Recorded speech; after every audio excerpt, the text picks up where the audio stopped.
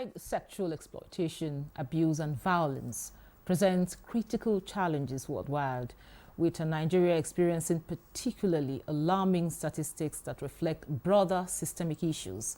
According to a report by UNICEF, millions of children in Nigeria face various forms of violence, abuse and exploitation. It is estimated that over 30% of Nigerian girls and about 6% of boys experience sexual violence before the age of 18. These statistics reveal not only the prevalence of the abuse, but also underscore the urgent need for effective intervention strategies tailored to the local context in Nigeria. In Nigeria, a confluence of factors contributes to the vulnerability of children to sexual exploitation, including poverty, lack of education, and social norms that perpetuate harmful practices. The National Survey of Violence Against the Children highlights that economic hardship often drives families to marry off their daughters at an early age or engage in transactional sex as a means of survival. Furthermore, cultural attitude toward gender and sexuality can silence victims and also, discourage reporting, leading to underreported cases and a lack of accountability for perpetrators. The intersection of these factors creates a conducive environment for perpetration of child sexual exploitation. Nigeria Today takes a look at ways to tackle child sexual exploitation. Thanks for joining us. I am Eukaria Clinton, and this is Nigeria Today.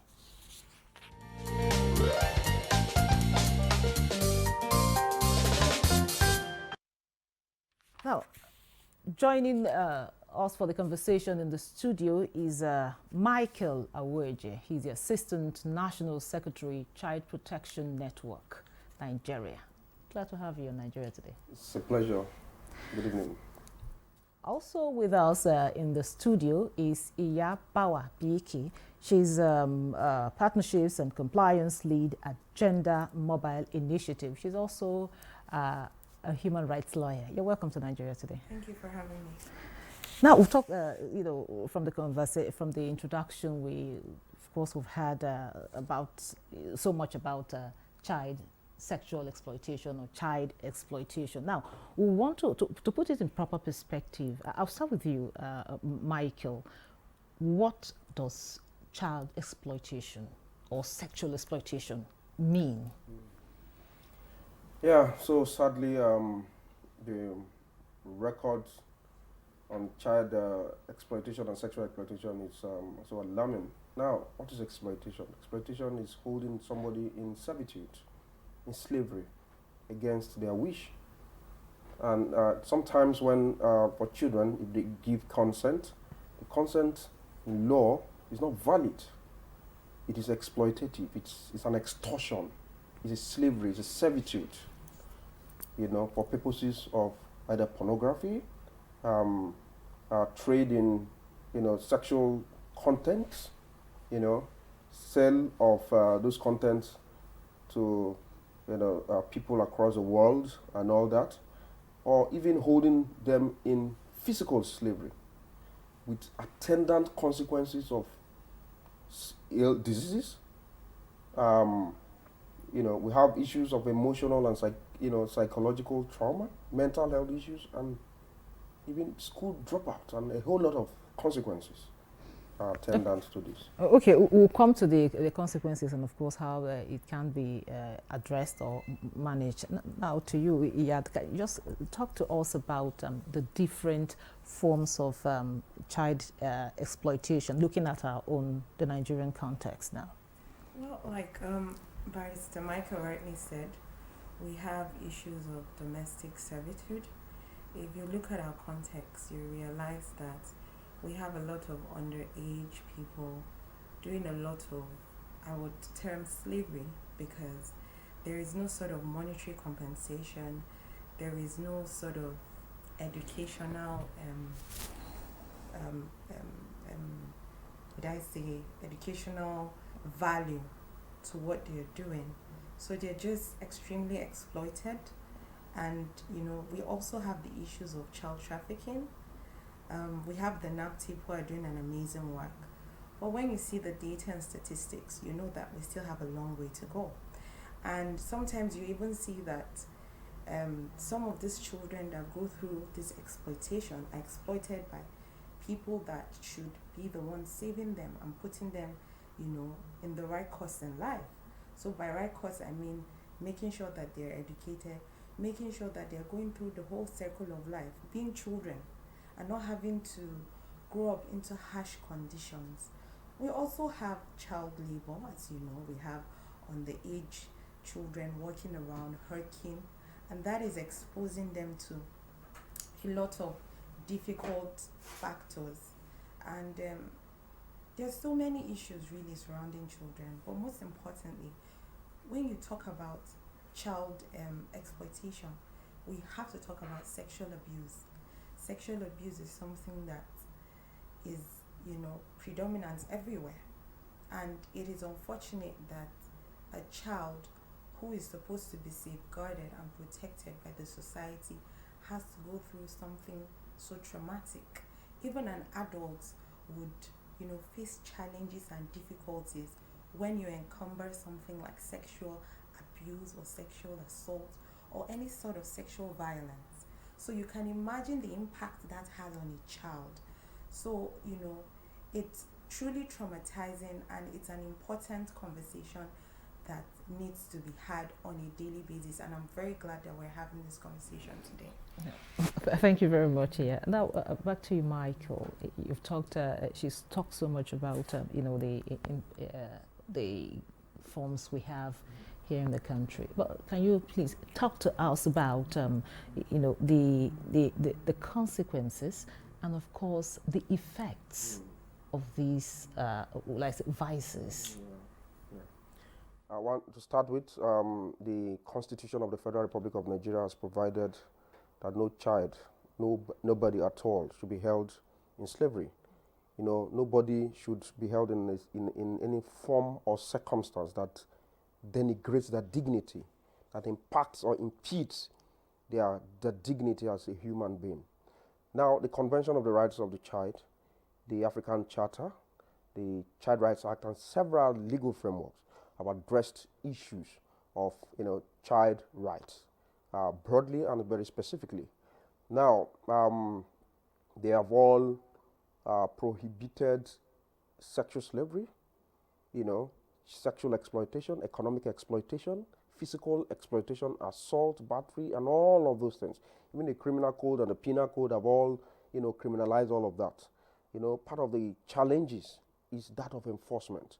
The other challenge is the fact that Nigeria is so large, and now you have, limited manpower. Police in Nigeria, protecting the children, the social welfare, the Ministry of Women Affairs, and all the components, including the NGOs. There are few when you compare to, the millions of children in Nigeria. People who are in difficult places to reach, in extortion and exploitative educational backgrounds, where all of these things still go on, even within the circle of school. A lot of children now are deserting school, they're leaving school, they're dropping out of school because they're exploited, they're extorted, and people are not talking about that. What about our cultural norms of the hush norm, where you cannot report people who are sexually abusing you, whether they are your near relatives, your parents, your uncles? You cannot say anything. The society don't believe you. You remain a victim, and you must hold your thoughts to yourself. You cannot accuse people. Now, the judicial system isn't even helping matters. Now, for those of us who are lawyers, you take a case of rape or sexual offenses to the court, and you see the difficulty, the steps and the processes in proving your case. And a lot of predators, a lot of people who perpetuate this are going scot-free even in our courts, because the child is traumatized, the child is ill-equipped, the legal system is not even in favor of the victim, because the perpetrator is, presumed to be innocent. And that has been provided by the Constitution of the Federal Republic of Nigeria. Now, I have argued that why should issues of plea bargain, for example, be correlated in issues of sexual offenses. Why should somebody who have committed an offense come to court and say, yes, I've committed this offense, I can pay you 50,000 naira, close it up? Michael, you know that some persons can also lie against, people just to extort them too, maybe financially. You know, it's possible too. It's possible, but facts must be distinguished. The truth here is that a lot of children continue to become, the objects of these crimes. Children are particularly vulnerable and must be protected. The best interest policy is enshrined in the Convention of the Right of the Child. Is enshrined, in fact, Section 1 of the Constitution of the Child Rights Act. Section 1, the first thing it talks about, it didn't even define who a child is. The first thing it talks about is the best interest policy of a child. So in all things that we do, in all formulation, in all policy, in all laws, in all adjudication, in everything, the best interest of the child must be paramount. You understand? A child cannot be subjected to adult environment, adult, judicial processes and all of that. There must be safeguards. There must be a conducive environment where a child should be able to relate what has happened. And you should not judge them. Don't prejudge them. Allow them to be expressive. Conduct forensic examination and ensure that justice is done, irrespective of whosoever is involved, irrespective of the environment and the circumstances. Let justice be done and be seen to be done. Thank you very much, Mike. Now back to you. He said so much about the legal system, how it doesn't favor the child, of course, victims. Now let's talk about trying to know who is a victim. Now, what are the common signs for you that will show that, or that may show that a child is a victim of sexual exploitation? Because, like he said, we have this hush kind of norm or hush barriers, cultural barriers, where you don't have to talk. But then there are signs. There must be signs. What are these signs? So it's, first of all, let me talk about how it's extremely important to break the culture of silence. When we go for advocacy work, that's the organization Work for Gender Mobile Initiative, we always try to engage the communities and the community and also the community leaders to ensure that they understand that the responsible thing to do is to break that culture of silence and to stop victim blaming. So that in itself brings up a foundation where, people or children in this respect now are open to share their views and opinions and to be able to trust you enough to share details with you, details of their life, details of things that probably a possible predator or a perpetrator, could want to use in order to, because a child is a child, no matter how much you want to, play it out or think it out. And there's some guiding principles that child might not even be aware of. So in terms of how, having to identify those things, you would see that the child becomes extremely distant. You see some sort of withdrawal. So you also see that, those things, you see signs of anxiety. You see signs of depression. You see signs of, there's so many issues surrounding these things. Sometimes you even see a child that was, extremely vocal. That child would start redressing and going back to his corner. Yes. Okay. You see that possibly, I'm just giving an example, sir, please do not take any offense. But for example, that predator or perpetrator looks like Barrister Michael now. Any person, any man that comes looking like Barrister Michael, that child, you would see something different in his manner of approach and his demeanor, basically. So it is the responsible thing for us as adults to do is to be able to look at those signs. We have to be sensitive enough. We have to be, open, we have to be opened in what I'm saying is that we can't close ourselves off. We have to be able to read in between the lines. Sometimes, in most cases, you see that child will go through the abuse over and over and over again. And the adults or the responsible guardian that, is supposed to save that child from that situation is not even aware of what's going on. So we cannot be oblivious. We have to be able to see those signs. We have to be able to sometimes even predict. That's why you have issues where you have to be able to think about preventative strategies even before an occurrence.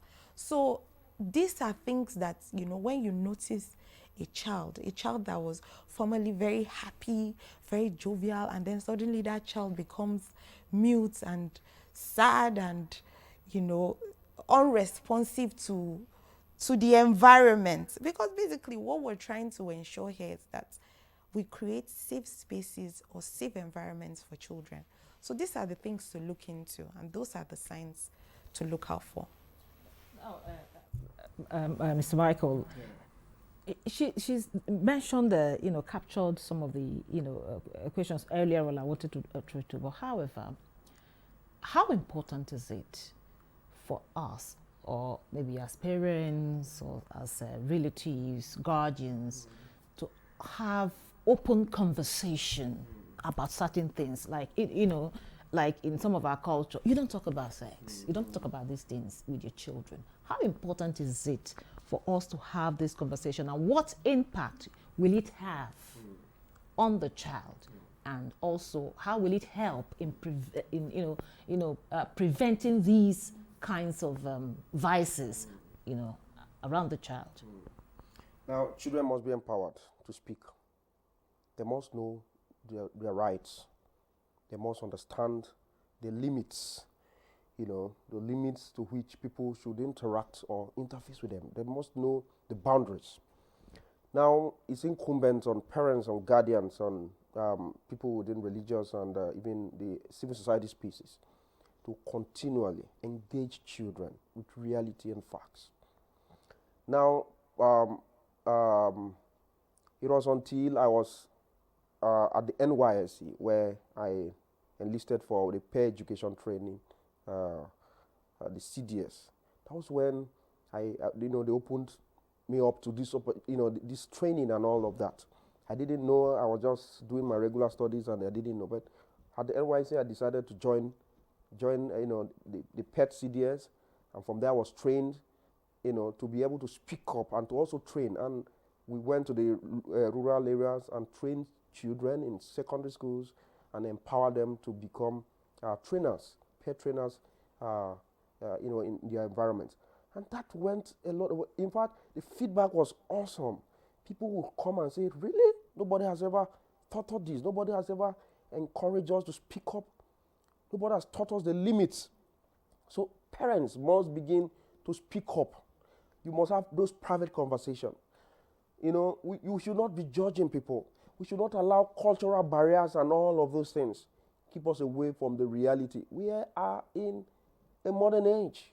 The 21st century that they say is an age where every child is now internet savvy. People know what you think they do not know. They interface with their friends in school. They have access to gadgets, to phones and all sorts of things. They are on the internet whether you like it or not. They are playing games, they are advertisements, they are online predators everywhere. They are sending emails that are doing interchange with people that they do not know all over the world.